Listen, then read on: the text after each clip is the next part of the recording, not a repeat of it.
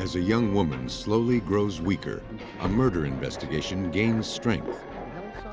To solve it, detectives must extract a dark family secret from the grave.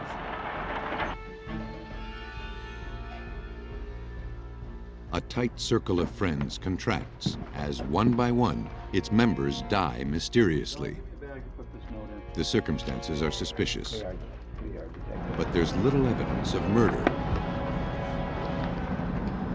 When a woman is poisoned to death, her survivors point fingers at each other. To find the killer, investigators must get to the source of the bad blood. Even when its symptoms are dramatic, poison is a subtle menace. The poisoner is a two-faced monster whose loved ones become victims of tainted trust.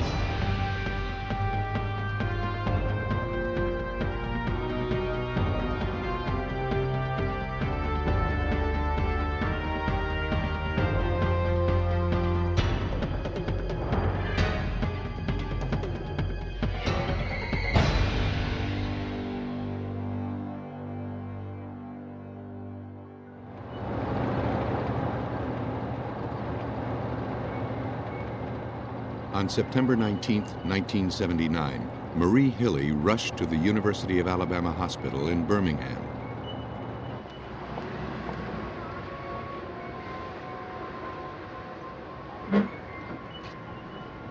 Her 19-year-old daughter, Carol, was very sick.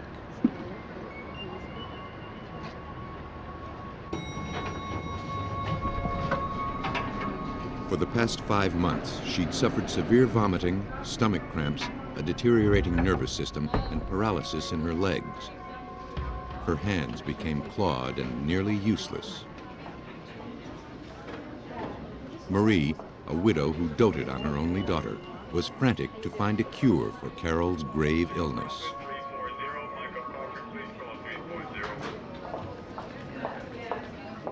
Gonna be able to hold anything down?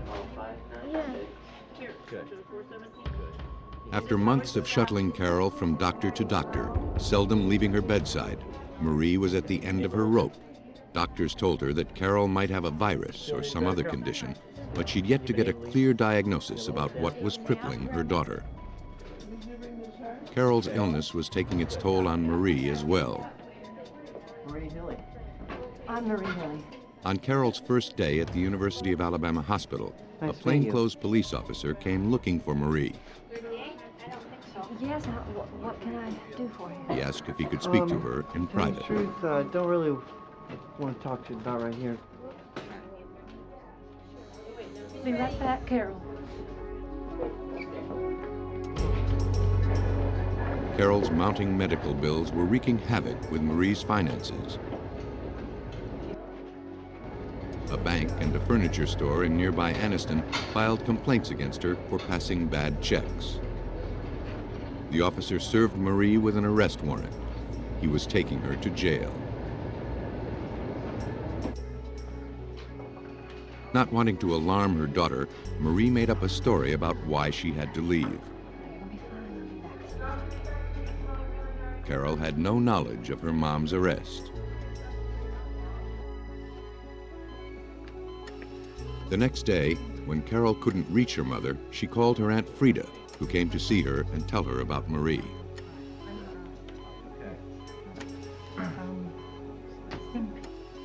Frida had news for the doctors, too, expressing her concern about Marie's care of Carol. She said that Marie moved Carol from hospital to hospital before the young woman could be properly diagnosed. She also claimed to have witnessed Marie giving Carol shots. She feared that Marie's desperate attempts to heal her daughter were only making her more ill. This possibility made Carol's doctor rethink his diagnosis. Perhaps her illness was caused by a toxin rather than a virus. He realized her symptoms were consistent with heavy metal poisoning, most commonly arsenic. Often called the great imitator, arsenic routinely escapes early diagnosis, masquerading as food poisoning or the flu. The misjudgment could be fatal, according to forensic toxicologist Chip Walls, now lab director at the University of Miami School of Medicine. In many cases, the chronic poisoning with arsenic has been missed at the early stages, and the person either goes on and either gets better or dies from the chronic poisoning. Hi, Miss Hilly. We're going to take a nail sample. But once Hair it's sample, suspected, and it won't hurt. long-term arsenic poisoning is easy to diagnose.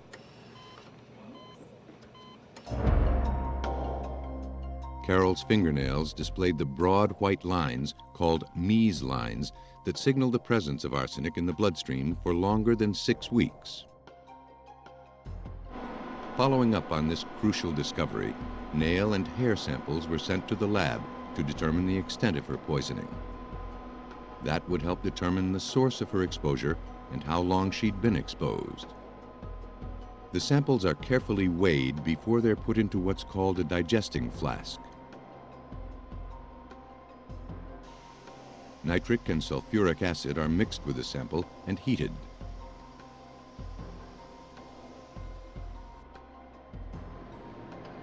The digested sample is then ready to be analyzed. Early readings showed high levels of the poison in Carol's samples, but it would take weeks to get more detailed results. Because arsenic is found in nature and is a common ingredient in pesticides, her exposure could have been accidental. But not everyone believed that. How are you? While the samples were being tested, Anniston police received a letter from Carol's brother. Forensic report. I thought you might want to see what that thing looks like. From Hilly's son? He believed that Marie Hilly may have killed her husband 4 years earlier and was now poisoning her daughter.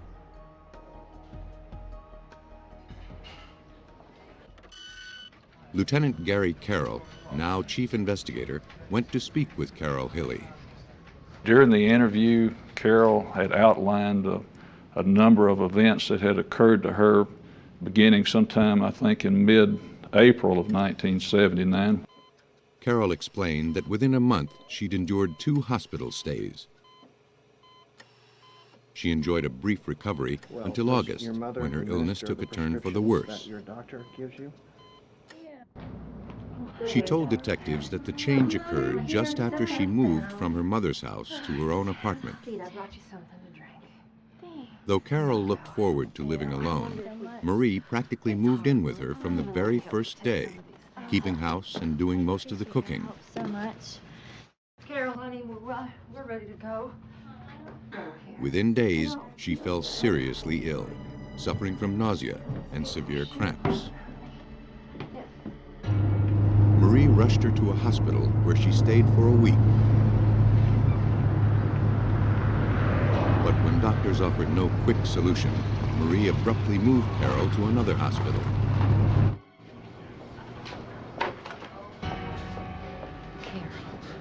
Carol recalled that in September, while she was in the hospital, her mother gave her 2 orange pills and 2 injections. Marie told her daughter they would ease the paralysis in her legs, but still Here it her comes. illness It's gonna be real progressed. sick. And here it goes.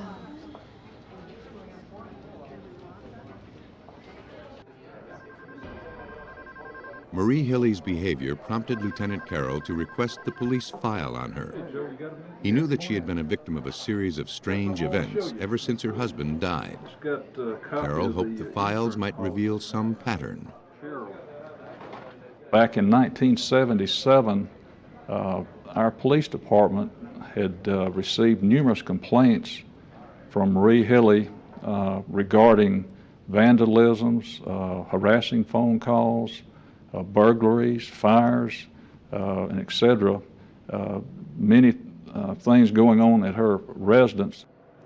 Marie collected substantial insurance claims for damage to her house, her daughter's car, and her husband Frank's death.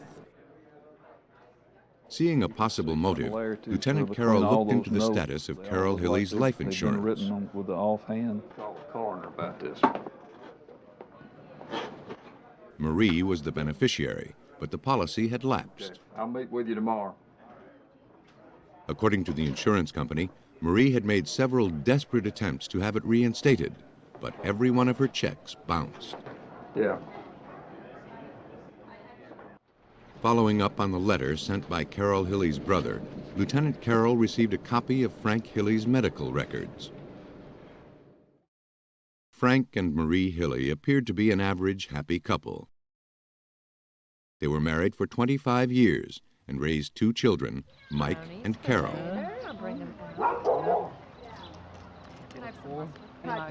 As her kids were growing up, Marie maintained an active social life. Frank enjoyed his role of the hard-working breadwinner, active, healthy, and rarely missing a day of work. But one evening in May 1975, Frank came home in agony from an upset stomach. He stayed home most of the next week. Marie tended to him around the clock. But Frank's condition worsened rapidly. Within a matter of days, he was dead. Don't lift your head. At the time, the circumstances were considered tragic, but not criminal. And even now, it seemed inconceivable that a woman could be cold-blooded enough to poison her own family. Marie Hilly just didn't fit the mold of murderer. But in hindsight, Frank Hilly's symptoms suggested a classic case of arsenic poisoning. To be sure, investigators needed to exhume his body. During her at any It time. would be easier You with understand these Marie's rights as I read permission. them to you? Yes. With these rights in mind, would you... She was still in custody for writing bad checks. She denied any involvement in her husband's death Oh, just sign this, please, right here. and granted permission for his exhumation and autopsy.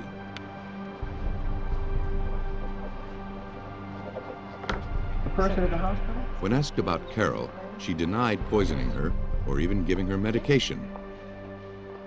But investigators persisted.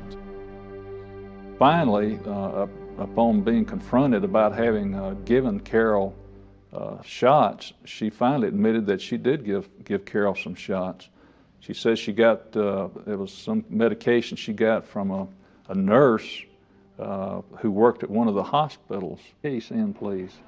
But police were unable to locate a nurse matching the name or description Marie gave. Thank you, Bob. 1 week later, authorities exhumed Frank Hilly's body. It's said that dead men tell no tales, but only Frank could tell them if his devoted wife and the mother of his children was a murderer. While investigators in Alabama collected hair and nail samples from Frank Hilly's exhumed remains, the results from Carol Hilly's arsenic testing came back from the lab. The analysis showed abnormal levels of arsenic along the length of her hair, demonstrating long-term exposure to the poison. The hair closest to Carol's scalp had 35 times the amount of arsenic than on the outer part, revealing that she'd received recent high doses. Her mother, Marie Hilly, was still the prime suspect in the slow and painful poisoning of her daughter. All that remained was the proof. It wasn't long in coming. On the morning of October 8th, police received a note from Carol's Aunt Frida, along with a prescription bottle containing a clear liquid. The note said she found the bottle in Marie's jewelry box. Detective Carroll sent the bottle for analysis. A half hour later, the lab confirmed the bottle contained arsenic. A similar vial was taken from Marie's purse when she was first arrested for check bouncing. It appeared empty, but investigators suspected it might hold some residue. They rinsed it with distilled water, then tested the rinse water.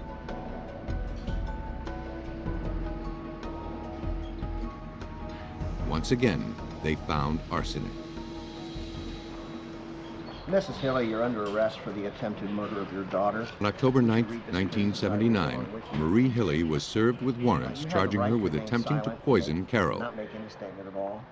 Any statement you make may Additional and probably warrants were will served be for used passing against you more in bad law. checks, but these charges paled in comparison to You have what the right to police have a still lawyer suspected: present to advise that Marie Hilly had murdered her husband. Still, they had no proof. Hire a lawyer. You have the right to have a lawyer appointed to We had not received any information from the Alabama Department of Forensic Sciences on the autopsy results from Frank, so we were awaiting those. And during the meantime, she made bond and got out on the attempt to poison charge and also the 2 check charges. But Marie could not feel too relieved. The same tests that found arsenic in her daughter's system were being used on samples taken from her late husband, and with much the same result. Frank Hilly had been poisoned. The evidence showed that the poison was taken a little at a time, with a large dose at the end. On January 11, 1980, the Calhoun County Grand Jury indicted Marie Hilly for first-degree murder. Hilly received life plus 20 years for attempting to poison her daughter. But Marie Hilly wound up serving only a fraction of that time. After 3 years, she'd manipulated the warden into trusting her with a 3-day furlough. When it was time for her to return, it was clear that Marie Hilly had escaped. But her getaway didn't last. A week later, she was discovered, apparently trying to break into a house. Her clothes were soaked and she acted delirious. She suffered a massive heart attack and died that evening. Marie Hilly was buried next to her husband Frank, the man she'd poisoned to death. Why would a seemingly devoted wife and mother poison members of her family? Perhaps money was the original motive. But since her daughter Carol's life insurance policy had lapsed, there was no financial reward in killing her. Maybe, in Marie Hilly's mind, murder became its own reward.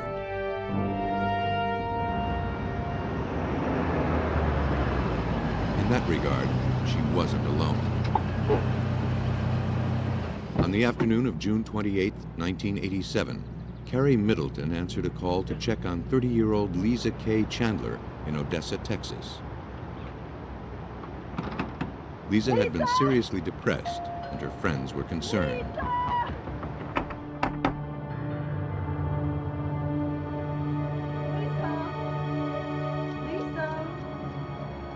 Carrie found Lisa in her bedroom, dead.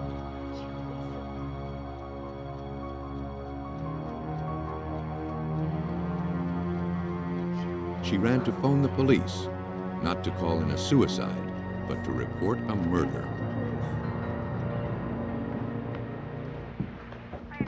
Police found no evidence of a crime, no forced entry or signs of struggle. In fact, there seemed no cause of death at all. You need to bag this note. Don, give me a bag to put On the this note in. nightstand lay a scrap of paper with scribbled notes, but it didn't mention suicide or anything else that could be related to Lisa's death. I'm gonna take this out. Be right back. A washcloth on the floor had no stains or other visible clues. It seemed the victim had died peacefully and mysteriously in her sleep. Morning, Gene. How are you this morning? According to Detective Mickey Brown, now a chief of police, Okay. that was reason enough to investigate Okay, very further. good. Thank you. You have a victim here that apparently there's no reason for cause of death, and this is a young female. There's no trauma, so I immediately become suspicious as to what caused this young lady's death. Out of her mind with grief, Carrie Middleton insisted to police that her friend was murdered. But without any evidence, their best strategy was to wait for the autopsy report. He told me to check all the stuff. I know. Look. Tissue samples were sent to the Texas College of Osteopathic Medicine, where forensic toxicologist Gary Wimbish tested them. We look for the drugs or substances with the highest probability of having an association with the cause of death. For example, ethyl alcohol, carbon monoxide, other volatile substances or alcohols that may have been involved drugs of abuse would be high priority, and then second with routine prescription medication. Blood specimens revealed a high concentration of ethyl alcohol found in wine or beer. Though it may have contributed, the alcohol couldn't have caused Lisa's death on its own. With the victim's death still a mystery, Detective Brown couldn't discount the possibility of foul play. He'd learned from Carrie Middleton that Lisa was in the middle of a bitter divorce from her husband, Kyle. Carrie also said Lisa was having an affair with David Dowler, a mutual friend with an exotic lifestyle. Well, the more she talked, she got into telling us about Dowler, and it began to read like a Tom Clancy novel. You know, he was claiming to work for the government, to be work for the CIA, to be a spy catcher, things of that nature. And she was very sincere in what she was telling us, but it seemed far out at the time. Because Dowler was the last person to be seen with the victim, an interview was arranged. He was cooperative and seemed friendly and personable.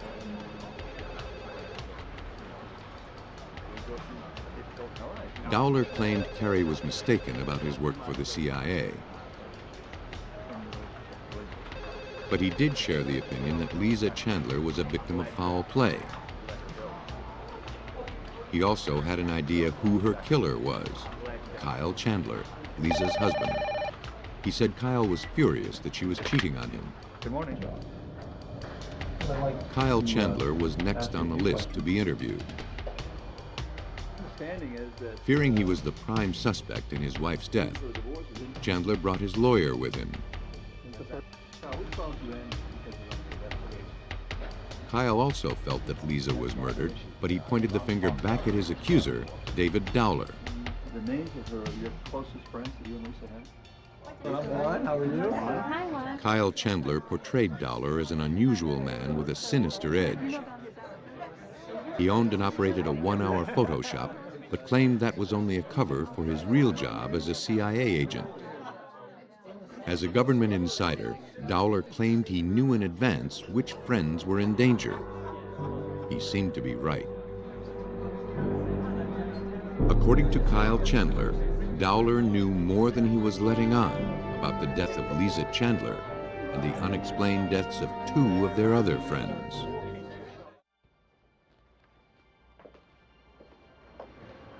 The investigation into Lisa Chandler's death was taking an unexpected turn. When Detective Mickey Brown looked back over the files, he discovered that Lisa Chandler was the third of her circle of friends to die mysteriously. And in each case, David Dowler was mentioned as one of the last people to see the victim alive. 4 years before the death of Lisa Chandler, another of Dowler's girlfriends met a similar fate. Lisa Craig was found lying as if she'd died in her sleep.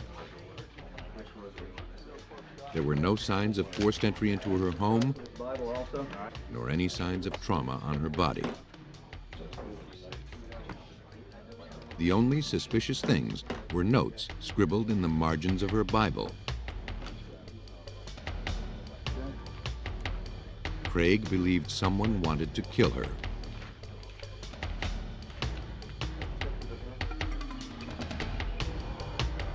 Craig had a history of anorexia nervosa.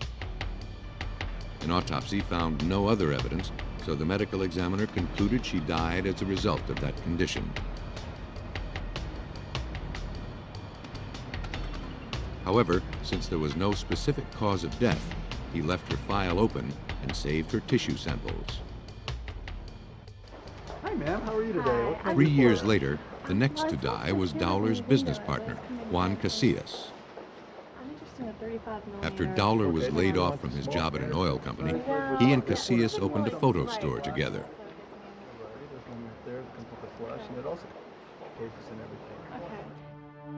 In 1986, Kyle Chandler found Casillas at his home, dead on the kitchen floor. The autopsy revealed an unidentified substance in his tissues. Samples were saved according to hospital policy, but no cause of death was determined. Detective Brown now wondered if Kyle Chandler did more than just discover Juan Casillas' death. He began to think that maybe he caused it. Brown learned that Juan Casillas was married to Lisa Chandler before Kyle married her. First, Casillas died, and now Lisa was dead too. That gave Kyle Chandler a direct connection to 2 of the 3 mysterious deaths in his tight circle of friends. But Kyle Chandler wasn't the only suspect. In each of the 3 deaths, David Dowler made the phone call that led to the body being discovered. Detective Brown had 3 deaths and 2 likely suspects. He needed help sorting them out. He remembered an offer made to him by Carrie Middleton concerning David Dowler. She was convinced Dowler was the killer, living out some deranged fantasy. She wanted the chance to prove it. During the interview with Carrie, I expressed some reservations to her about the story that she was telling me, and she voluntarily said that she would be more than happy to wear a microphone or a wire where I could firsthand listen to David Dowler telling her these stories. David Dowler may have pretended to be a government agent, but Carrie Middleton was about to do some real undercover work. Not everybody. Okay. Just relax. True to her word, she agreed to wear a wire so that police could hear her conversations with David Dowler. Sure, let me help you. Relax. Okay, let's make sure it doesn't show up. Detective Mickey Brown also had surveillance cameras set up in Carrie's apartment so police could watch them. Hear me through this? Yes, make sure. We'll test it before you go in.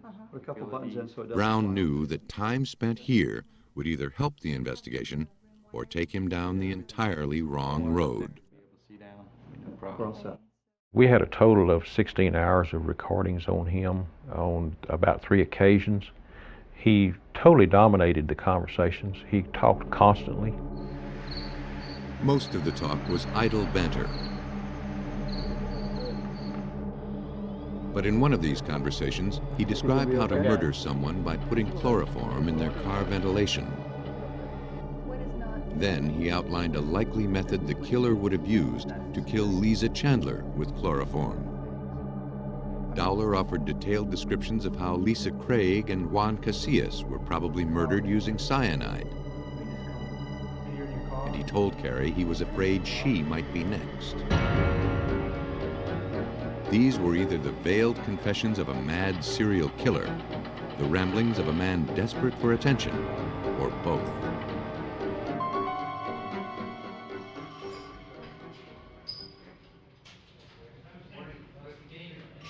His own words made Dowler the prime suspect. But the proof of those words had to be verified in the lab.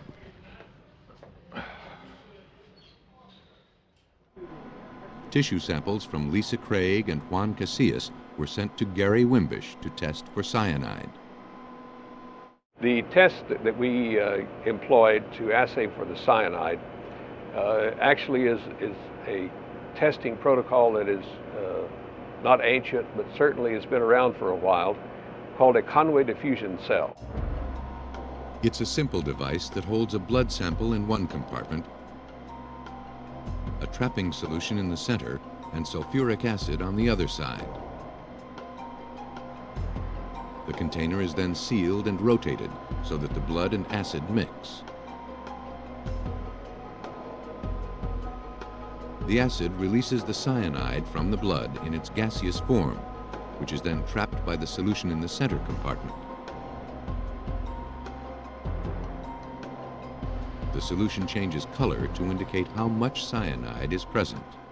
We found rather large amounts of cyanide present in the blood specimens of Casillas and Craig. The concentrations were about 7 to 10 times the amount that are often found in lethal cases. The results were indisputable. Both Craig and Casillas were killed with cyanide.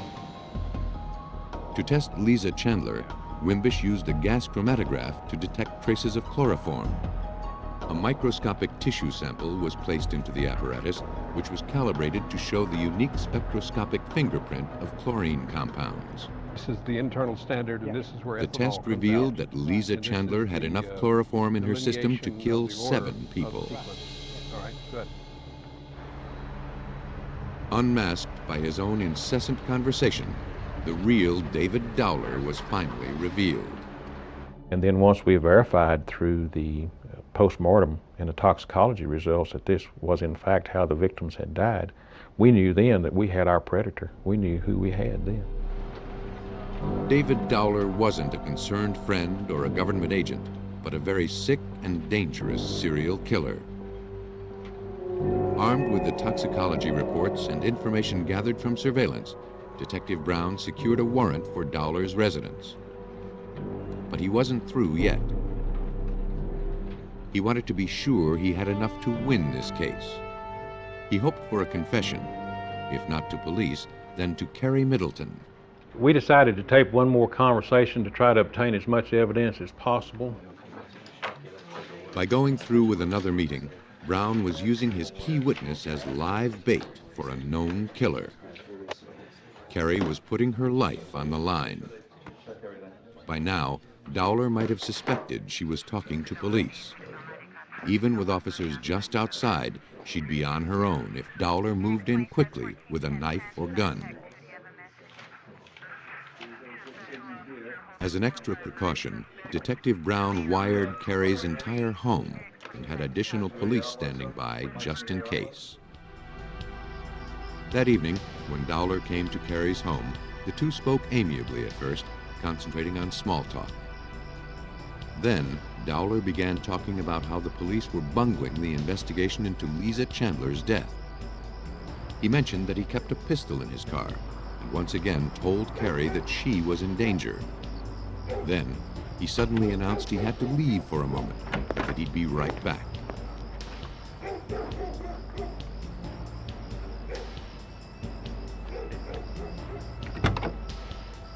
That was enough for Detective Brown. He's heading south. Not wanting to First risk Street. Carrie's life any further, he had his officers move in and arrest Dowler at his car. Hands up. On your knees. On your knees.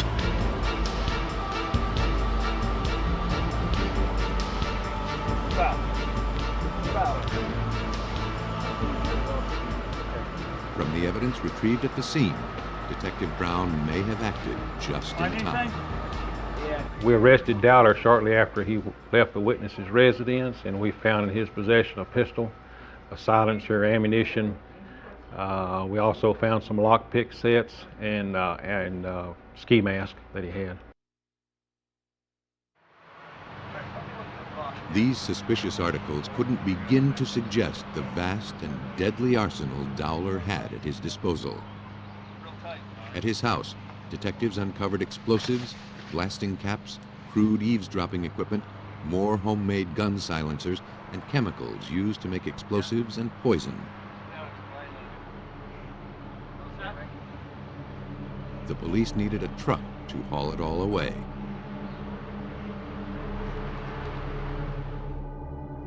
Dowler's lab was the incubator for 3 murders. Mixing chemicals into a lethal brew, he was able to concoct his deadly schemes.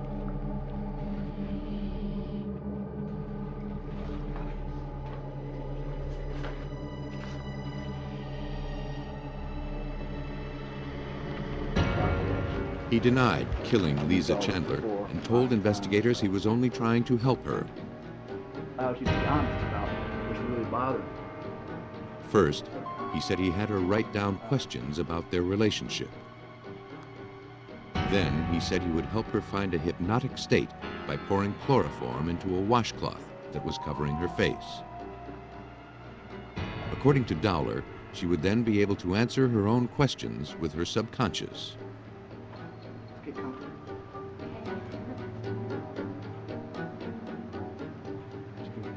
He said that she was getting tired, so he left. Yeah. Dowler claimed she must have taken more chloroform herself to commit suicide. Investigators didn't believe it.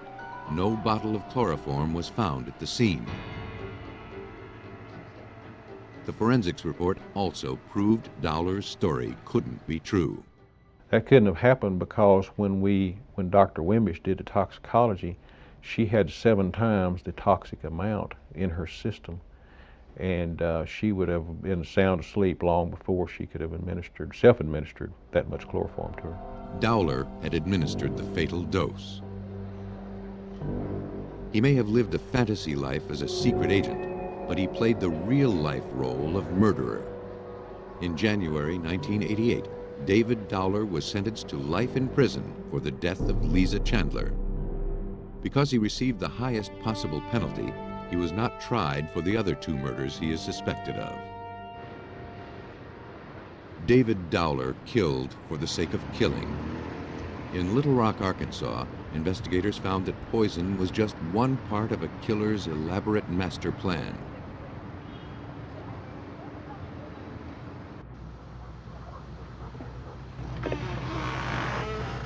Georgia Weaver had recently come to live with her sister, Jeannie Allen. When Jeannie had told her younger sister that her cozy home had become too much for her to manage by herself, Georgia was happy to move in and help out. On December 19, 1992, Jeannie was struck with a sudden, intense illness.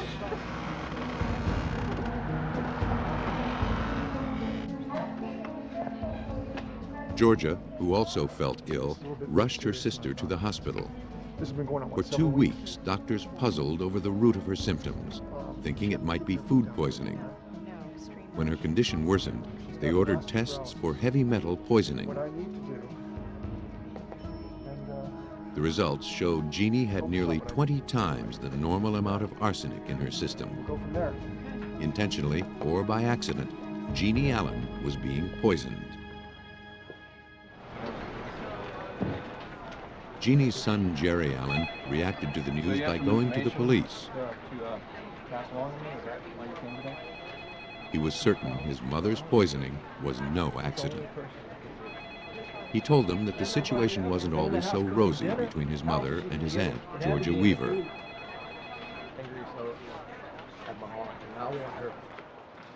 Detective Steve Moore listened to Jerry Allen's story. He told us that they had been involved in a dispute in years past over an inheritance from their mother who had died, and apparently Miss Weaver had spent some of the money without Miss Allen's knowledge. The sisters hadn't spoken to each other for 4 years. Jeannie had only recently decided to make amends and invite Georgia back into her life. Jeannie was lonely. Her husband, James Allen, was incapacitated with a stroke, and her kids were grown. Georgia began spending the night at Jeannie's house and cooking all of the meals. But Jerry believed that Georgia was scheming to take financial advantage of his mother once again. No.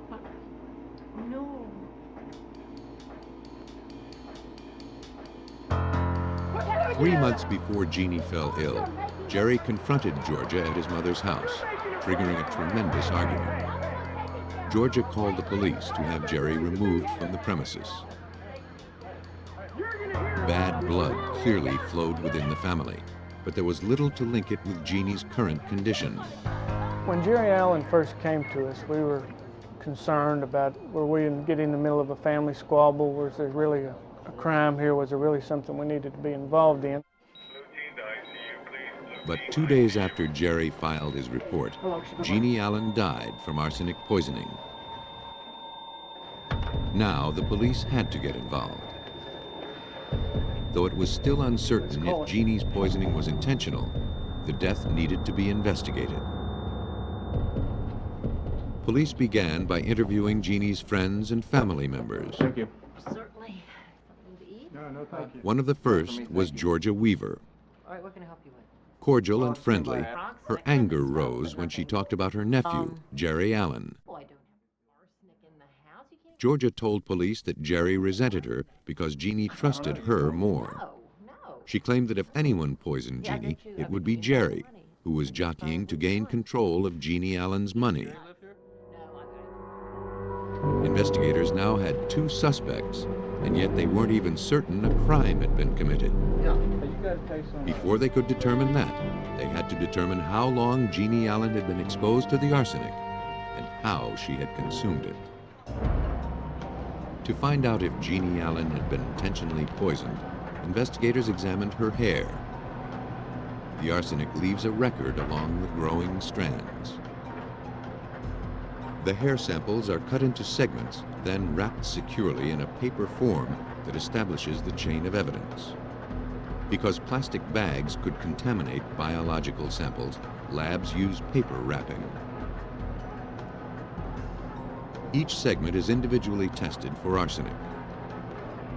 The duration of a person's exposure can be determined by seeing how much of the hair contains the poison.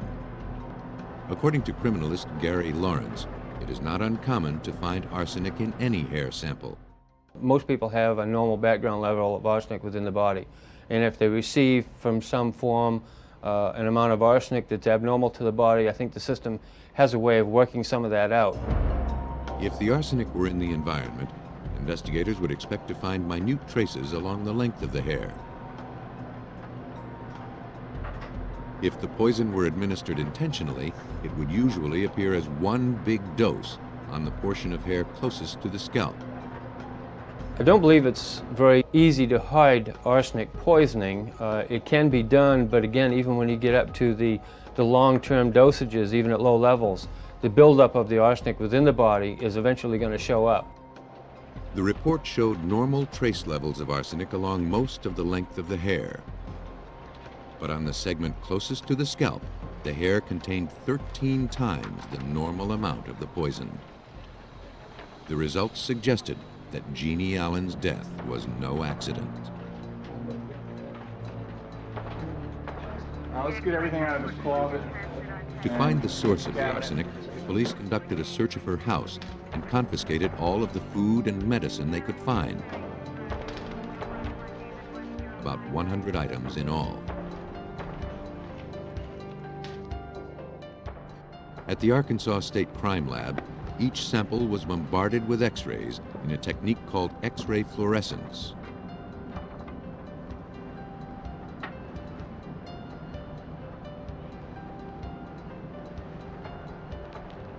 Electrons in the samples become excited, giving off specific levels of energy.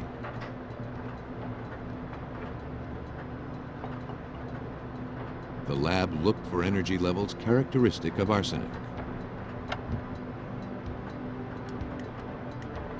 The lab tests for the samples taken from Jeannie Allen's home would take several months to complete. What's the problem? In the meantime, police conducted interviews with her neighbors. All of a sudden, Georgia won't let me see her. It wasn't long before they narrowed their list of suspects from 2 to 1. Many neighbors said that mysterious changes occurred once Georgia Weaver moved in. Jeannie Allen came outside less and less. Georgia collected the mail and ran errands. Jeannie soon stopped calling her friends. And when they tried to get in touch with her, Georgia was always there, blocking the way. If somebody went over there or called over there, Georgia answered the phone, Georgia came to the door, and they never saw Jeannie again. It was like she didn't exist, basically. Georgia checked the mail. Georgia basically took over the household, which made me suspicious that a grown lady that was not in any medical condition at that time, no senility or anything, would just let somebody take over their home like that. As suspicions began focusing on Georgia Weaver, investigators uncovered more to incriminate her. On December 22nd, just days after Jeannie Allen was admitted to the hospital, Georgia went to the bank and, using a power of attorney, closed Jeannie Allen's account. She took $1,300 and the contents of her safe deposit box.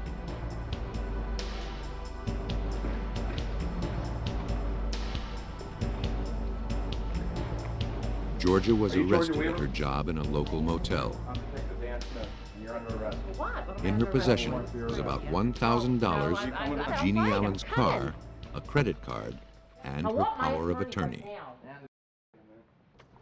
Upon closer inspection, investigators noticed an odd detail about the power of attorney. Yeah, see if you know these guys in there. On this document, legally handing Jeannie's rights to Georgia Weaver, both Jeannie Allen's printed name and signature were misspelled. In order to get a true sample of Georgia's signature, police had her sign her name and Jeannie's several times in front of witnesses. Oh no, we're not finished yet. The signatures were sent to the Arkansas State Crime Lab for analysis. Jeannie Allen's known signature was compared with Georgia's version of the signature. The differences went beyond the spelling errors, according to Dawn Reed, chief of questioned documents. There were pressure habits that were extremely different. Extreme differences were noted between the spacing habits of the writer on the question document and the known handwriting of Jeannie Allen. The uppercase J was a two-stroke J that Jeannie Allen usually wrote, and on the question document it was very flourished. But when Reed compared the signatures written by Georgia Weaver to the one on the power of attorney, she knew she caught the forger hands down. I positively identified Georgia Weaver as writing Jeannie Allen's signature on the power of attorney, which is totally conclusive. There was no qualified opinion. She wrote that. The probability that any other individual could have is nil. Georgia was arrested for theft and forgery. She may have been a killer, too, if investigators could only prove it. Georgia Weaver posted bond for her arrests on theft and forgery, but her troubles weren't over. A few weeks later, she was charged with stealing employee checks from the motel where she worked and forging the signatures on them. She was arrested again. Though she was proving to be a thief and a forger, investigators had nothing to tie her to the murder of her sister, Jeannie Allen.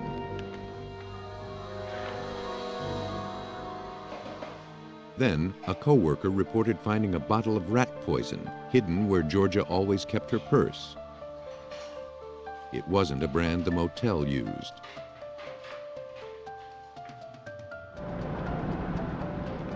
It was sent to the police and passed on to the Arkansas State Crime Lab for analysis.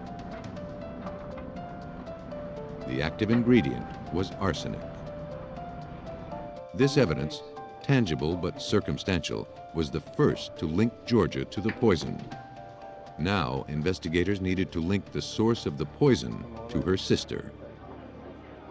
In August 1993, the extensive tests on items from Jeannie Allen's home were complete. Arsenic was discovered in 2 containers of punch and a bottle of cold medicine.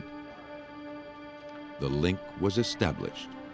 Detective Moore only hoped it was strong enough. At that point, I felt we had what we needed to bring her to justice. We knew that it would be a battle as far as getting her convicted, but we didn't feel that we had any other choice but to try to get her put in prison where we felt she belonged. From the evidence, investigators surmised that after ingratiating herself with her sister, Georgia began spiking her medicine and beverages with the rat poison she kept hidden at her workplace, finally killing her with one big dose.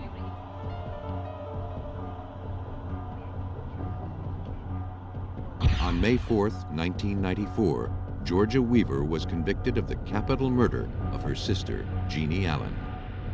I believe what motivated Georgia was greed, power, and also probably a motivational fact was that she wanted what Jeannie had as far as a home, a family, the financial stability that she had, whereas Georgia was alone, out of money.